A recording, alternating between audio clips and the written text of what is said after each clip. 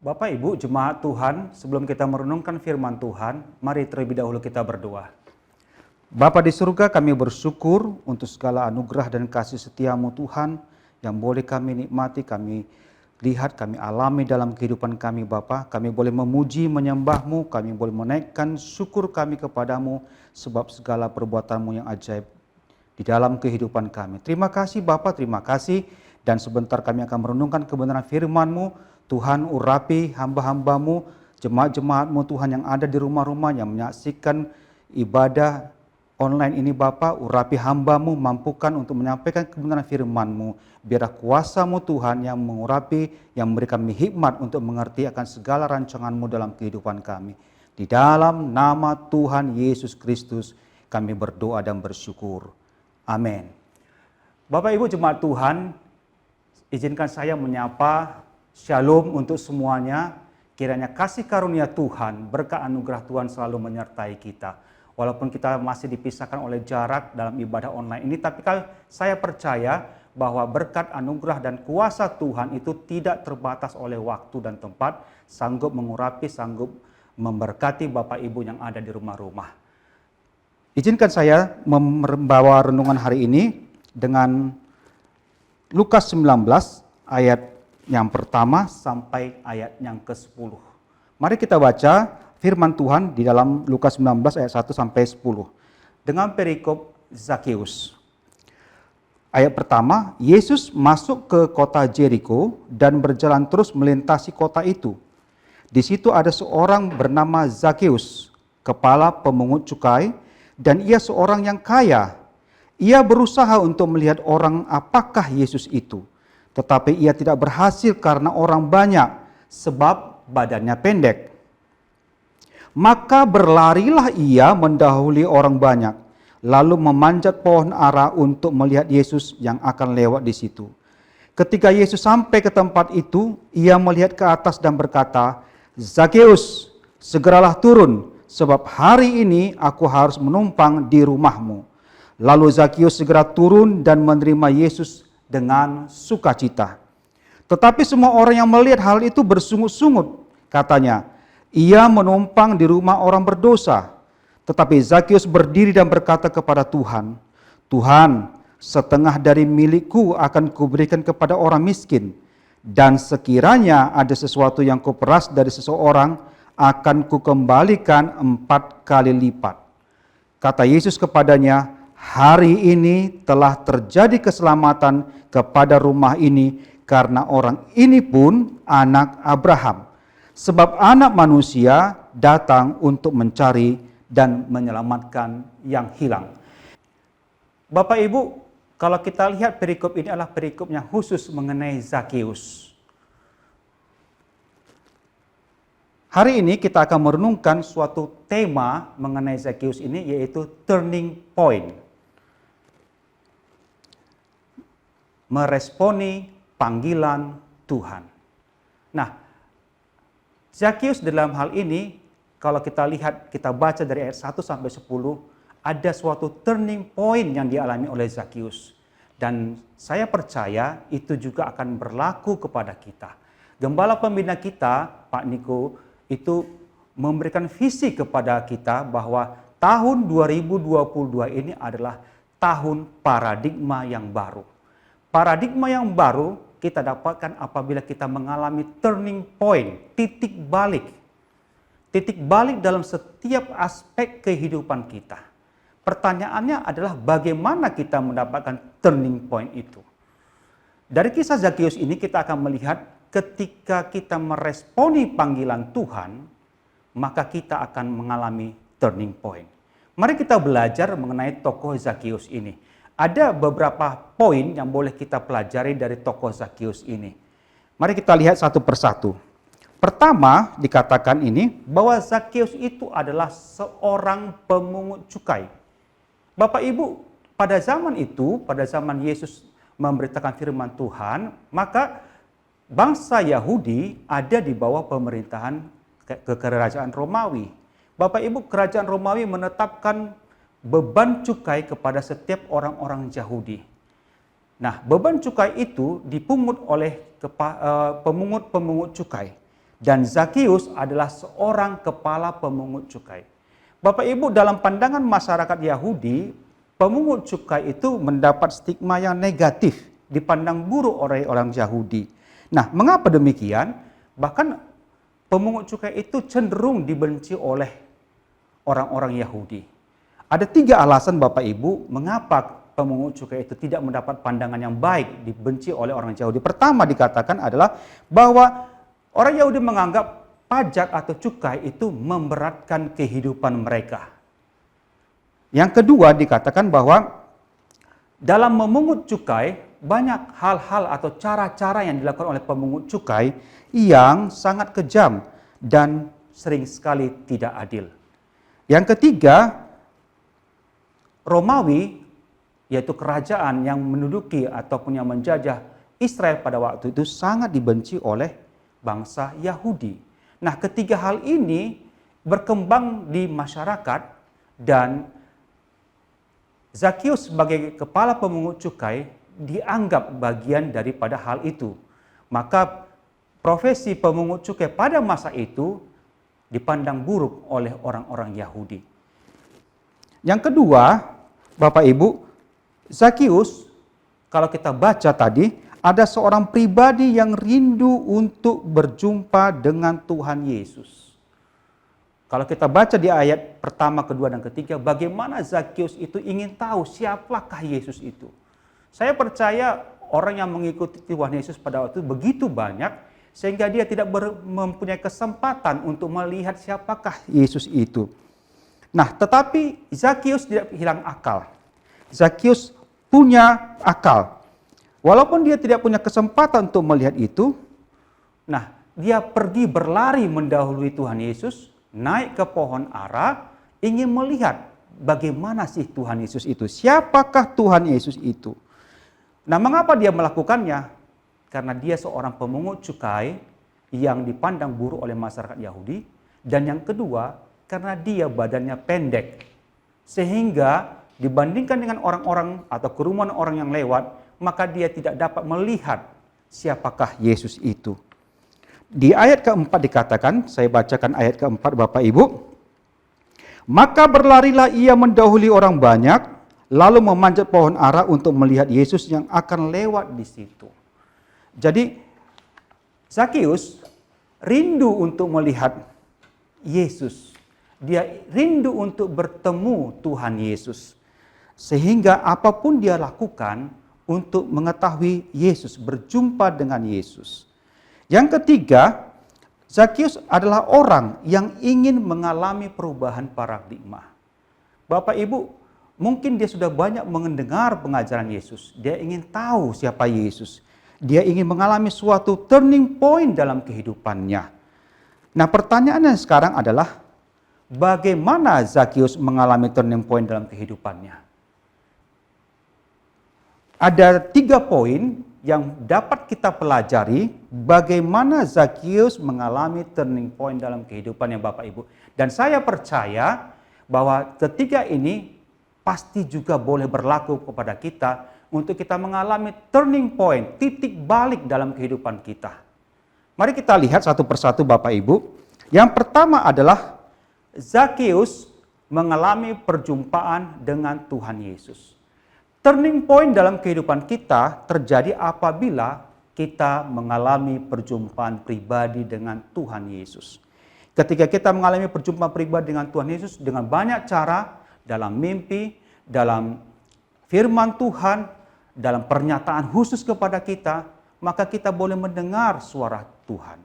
Bapak Ibu, ketika kita mengalami perjumpaan pribadi dengan Tuhan, seperti Zakius mengalami perjumpaan pribadi dengan Tuhan, ada sesuatu rancangan Tuhan yang besar dalam hidup kita yang ingin dinyatakan Tuhan kepada kita. Sering sekali kita mengabaikan hal ini Bapak Ibu. Kita nyaman dengan kehidupan kita tidak mau berubah, kita melihat hidup ini mengalir seperti adanya. Tetapi Tuhan punya sesuatu rancangan yang indah, rancangan yang besar dalam kehidupan kita, yang harus kita pahami Bapak Ibu. Nah, untuk mengerti rencana Tuhan itu, maka diperlukan satu tindakan pertama, yaitu mengalami perjumpaan dengan Tuhan. Kalau kita lihat rancangan yang indah, rancangan yang besar yang Tuhan sediakan bagi Zakius, apakah itu? Mari kita lihat ayat 9. Bapak Ibu, ketika ayat 9 kita baca, kita mengerti, hari ini telah terjadi keselamatan kepada rumah ini karena orang ini pun anak Abraham. Bapak Ibu, Zakius dengan status kepala pemungut cukai yang dipandang buruk, yang dipandang orang berdosa oleh orang Yahudi, dengan perjumpaan kepada Tuhan Yesus, maka dia melihat, mengerti bahwa ada suatu rencana besar dalam kehidupannya. Bukan hanya kehidupannya, tapi keluarganya. Bahwa akan ada keselamatan di rumah Zakius. Artinya Zakius dan seisi rumahnya diselamatkan Tuhan Yesus. Nah Bapak Ibu, hari-hari ini kita harus mengerti apa yang Tuhan inginkan, apa yang Tuhan rancangkan dalam hidup kita. Yang kedua dikatakan bahwa Zakius meresponi panggilan Tuhan. Ayat ke-6 dikatakan Zakius segera turun dan menerima Yesus dengan sukacita. Ketika Tuhan Yesus memanggil Zakius, maka Zakius turun dan meresponi dengan sukacita. Saya senang sekali dengan kata sukacita ini Bapak Ibu. Ketika Tuhan memanggil kita, itu bukan suatu beban, tetapi kita menanggapinya dengan sukacita yang besar. Kita menerima Tuhan, menerima Yesus, menerima segala rancangan Tuhan itu dengan sukacita.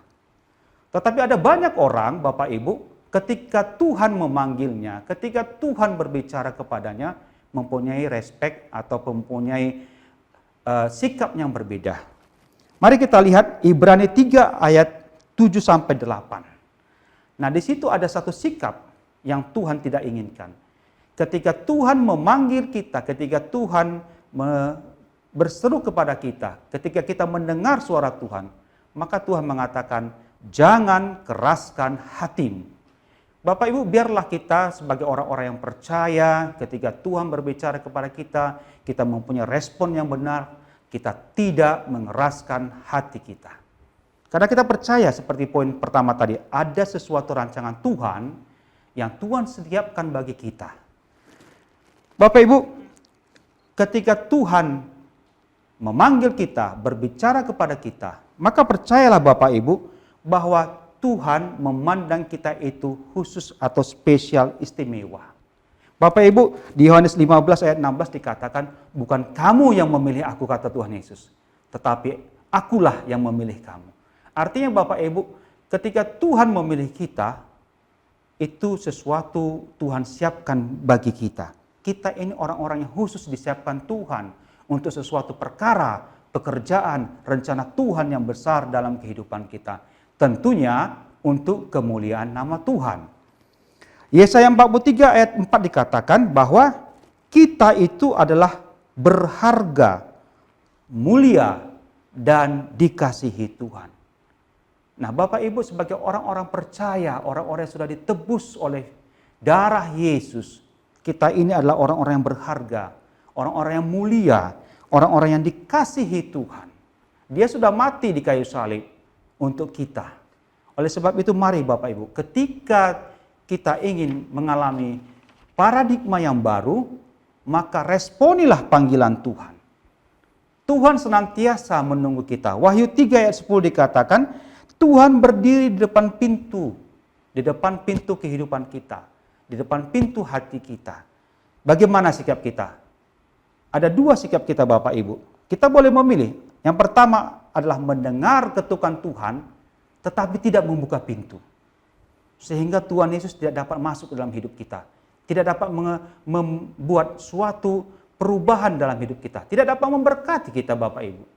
Atau yang kedua kita pilih, yaitu kita mendengar suara Tuhan, kita membuka pintu hidup kita, lalu kita mengundang Yesus.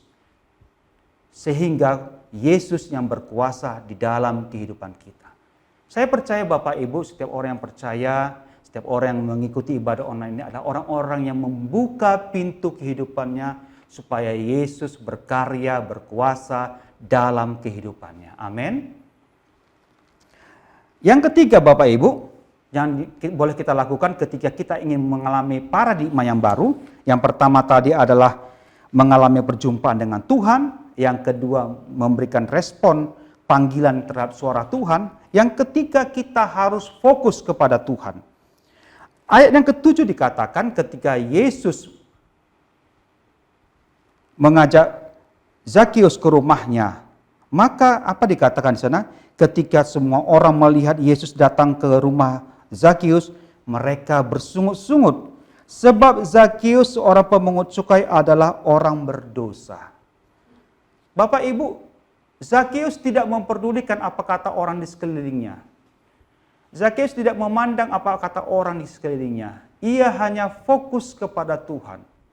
Ia mengundang Tuhan ke rumahnya, ia melayani Tuhan, ia tidak peduli kepada perkataan-perkataan atau sikap orang lain. Mari kita fokus kepada kehidupan kita Bapak Ibu, supaya karya Tuhan itu nyata dalam kehidupan kita. Walaupun orang lain menganggap Zakius tidak layak, berdosa, tetapi Zakius fokus kepada panggilan Tuhan. Karena dia percaya ada sesuatu rencana Tuhan yang ingin dinyatakan Tuhan dalam kehidupannya. Bapak Ibu, ketika kita banyak mendengar hal-hal negatif dari sekeliling kita, itu sangat mempengaruhi pikiran kita, sikap kita, cara hidup kita, itu sangat mempengaruhi semuanya. Amsal 13 ayat 20 dikatakan, siapa bergaul dengan orang bijak akan menjadi bijak. Tetapi siapa bergaul dengan orang bebal menjadi malang. Nah Bapak Ibu, ketika kita bergaul banyak dengan orang bijak, dengan hamba-hamba Tuhan, maka kita akan mengerti banyak hal. Tetapi ketika kita bergaul dengan orang-orang bebal, orang-orang yang tidak mau dinasihati, orang-orang yang tidak mau berubah, kita adalah orang-orang yang malang.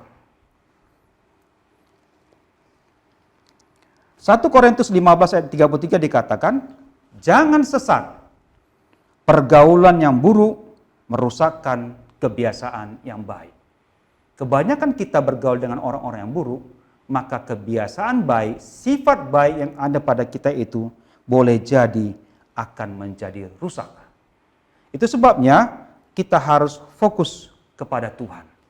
Mari Bapak Ibu, ketiga hal ini, yaitu pertama kita mendengar suara Tuhan, berjumpa pribadi dengan Tuhan, meresponi suara Tuhan yang kedua, dan yang ketiga fokus kepada Tuhan, itu kita lakukan ketika kita hendak mengalami atau mendapatkan paradigma baru yang Tuhan berikan dalam hidup kita. Bapak Ibu, bahwa ide paradigma baru dalam kehidupan kita adalah idenya Tuhan. Ketika Zakius ingin berubah, ketika Zakius ingin berjumpa dengan Tuhan, Tuhan terlebih dahulu memanggilnya. Pertanyaannya adalah bagaimana respon kita Bapak Ibu? Bagaimana sikap kita? Nah itu menentukan apa yang kita akan dapatkan kemudian. Zakius tidak memandang dirinya sebagai orang berdosa. Karena apa? Karena dia percaya Tuhan melihat hati. Tuhan melihat hati kita. Apakah hati kita itu rindu kepada Tuhan? Apakah hati kita itu ingin bertemu Tuhan? Apakah hati kita itu ingin diperbaharui Tuhan? Pertanyaannya sekarang itu, apakah kita memiliki itu atau tidak Bapak Ibu? Apakah kita masih mengandalkan kekuatan kita? Apakah kita masih mengandalkan usaha kita, kepintaran kita, atau kekayaan kita? Apakah kita ingin hidup hanya dalam taraf nyaman saja? Mari Bapak Ibu, kita merubah mindset kita. Kita merubah paradigma kita. Sehingga kita mengalami turning point dalam kehidupan kita. Saya percaya kita semua merindukan di hari-hari yang masih belum menentu, masih kita harus menghadapi COVID. Tapi percayalah bersama Tuhan kita cakap menanggung segala perkara. Turning point berarti ada satu perubahan, titik balik, bukan U-turn. Kalau U-turn itu kembali kepada kehidupan yang lama. Ada banyak hamba-hamba anak-anak Tuhan yang sudah percaya kepada Tuhan, tetapi kembali kepada kehidupannya, cara pandangnya yang lama. Sehingga tidak mengalami kemajuan rohani Bapak Ibu. Tapi saya percaya setiap jemaat Tuhan yang mengikuti ibadah online ini adalah orang-orang yang rindu untuk mengalami turning point dalam kehidupannya. Setelah kita Zakheus mengalami turning point dalam kehidupannya, apa yang terjadi dalam kehidupan Zakheus Bapak Ibu? Ada 3 hal yang terjadi dalam kehidupan Zakheus. Pertama dikatakan adalah dia memiliki nilai-nilai kerajaan Allah. Nah, mari kita baca ayat 8 Bapak Ibu. Ayat 8 dikatakan begini firman Tuhan. Tetapi Zakheus berdiri dan berkata kepada Tuhan, Tuhan, setengah dari milikku akan kuberikan kepada orang miskin. Dan sekiranya ada sesuatu yang kuperas dari seorang, akan kukembalikan 4 kali lipat. Bapak Ibu, Zakheus yang tadi seorang yang sangat kaya, berani berkata, Tuhan, setengah dari milikku akan kuberikan kepada orang miskin. Dan sekiranya aku menipu orang lain, kukembalikan 4 kali lipat. Mengapa Zakheus berani mengatakan itu? Karena dia sudah bertemu dengan Tuhan. Dia sudah mengalami perjumpaan pribadi dengan Tuhan.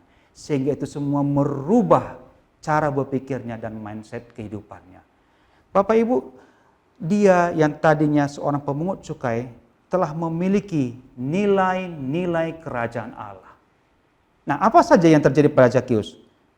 Dia mengalami nilai-nilai kerajaan Allah, kejujuran, kasih, kerendahan hati, sukacita, dan melayani Tuhan dan sesama. Bapak Ibu, sesuatu yang besar yang terjadi dalam kehidupan Zakheus ketika dia menjadi orang-orang yang jujur, kasih, rendah hati, dan sukacitanya melayani Tuhan. Saya percaya Bapak Ibu, kita boleh juga merindukan hal-hal seperti itu ketika kita mengalami turning point dalam kehidupan kita. Yang kedua dikatakan bahwa hasil dari Zakheus itu mengalami turning point adalah keselamatan dirinya dan keluarganya.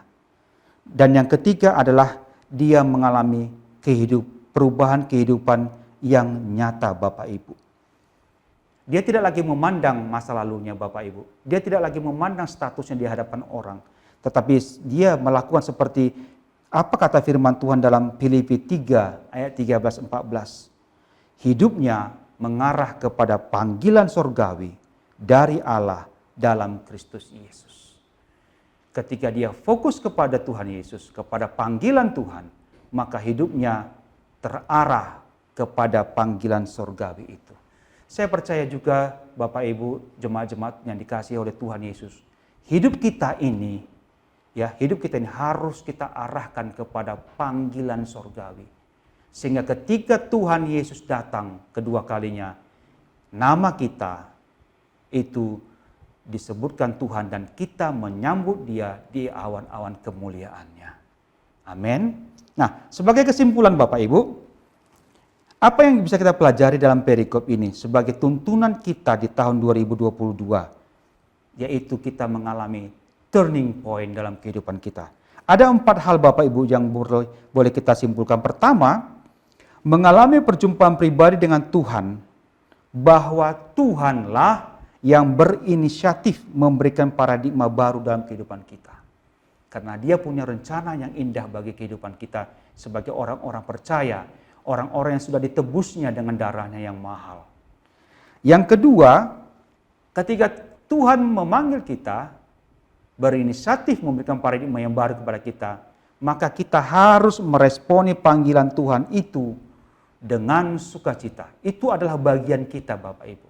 Meresponi panggilan Tuhan itu dengan sukacita. Bukan dengan berat hati, bukan dengan sungut-sungut, bukan dengan marah. Mungkin Tuhan memanggil kita dalam keadaan enak lalu kita marah, tidak. Tetapi responi panggilan Tuhan itu dengan sukacita. Yang ketiga, fokus kepada panggilan Tuhan. Kita tidak usah memperdulikan apa kata orang kiri kanan, bagaimana sikap sekeliling kita. Tidak usah kita pikirkan, tidak usah kita hiraukan. tetapi kita harus fokus kepada panggilan Tuhan. Sehingga kita mengerti apa yang Tuhan kehendaki di dalam kehidupan kita. Dan yang keempat sebagai terakhir dikatakan bahwa untuk mengalami turning point, maka lupakan masa lalu. Lupakan masa lalu dan mulailah hidup yang baru bersama Tuhan. Bapak Ibu, tahun paradigma yang baru diberi tuntunan dari Yesaya 43. Nah, saya ambil ayat ke-18. Firman Tuhan mengatakan, jangan ingat-ingat lagi hal-hal yang dahulu. Nah, Bapak Ibu, sering sekali kita masih berkutat kepada hal-hal yang dahulu. Kita masih sering mengingat, kita masih sering terbeban dengan hal-hal yang dulu. Tetapi firman Tuhan mengatakan bahwa jangan ingat-ingat hal-hal yang dahulu. Sebab apa katanya? Di ayat 8, saya bacakan untuk kita di ayat 8. Dan yang kedua, jangan perhatikan hal-hal yang dari zaman purbakala. Nah, Bapak Ibu, ketika kita ingin mengalami paradigma yang baru dalam kehidupan kita, jangan ingat lagi masa lalu. Jangan ingat lagi dulu saya begini, dulu saya begini, dulu saya begini. Tidak, semua itu kita harus tinggalkan. Kita harus fokus kepada panggilan Tuhan. Sebab ada sesuatu rancangan yang indah yang Tuhan siapkan dalam kehidupan kita. Percayalah, walaupun hari-hari ini kita masih dalam suatu kondisi yang tidak pasti, COVID-19 masih ada, tapi Tuhan merancang hal-hal yang luar biasa bagi kehidupan saya, kehidupan Bapak Ibu, asal kita fokus kepada Tuhan, asal kita meresponi panggilan Tuhan.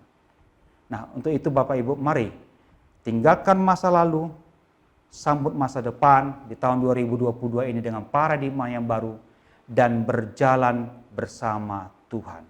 Saya percaya umat Tuhan, jemaat Tuhan yang mengikuti ibadah online ini adalah orang-orang yang fokus kepada Tuhan, orang-orang yang mau percaya dan berjalan bersama Tuhan. Amin. Mari kita berdoa. Bapa, terima kasih untuk kebenaran firman-Mu Tuhan yang boleh kami renungkan. Kami bersyukur Tuhan Yesus, Engkau Allah yang setia bagi kami. Tuhan, biarlah hidup kami senantiasa fokus kepadamu Bapa. Tuhan bawa kami, Tuhan lembutkan hati kami, supaya kami Tuhan boleh melihat, mendengar panggilan-Mu dan meresponinya dengan benar Bapa. Karena kami percaya ada sesuatu perkara yang besar yang Tuhan siapkan bagi kami. Terima kasih Bapa, terima kasih Tuhan Yesus. Ini doa kami Tuhan. Hamba mau berdoa untuk setiap jemaat Tuhan, memberkati mereka Tuhan pribadi lepas pribadi. Apapun Tuhan yang mereka kerjakan, biarlah Tuhan yang memampukan dan membuat mereka berhasil dan beruntung. Bapa, terpujilah nama-Mu, dalam nama Tuhan Yesus Kristus kami berdoa dan berucap syukur. Amin. Shalom.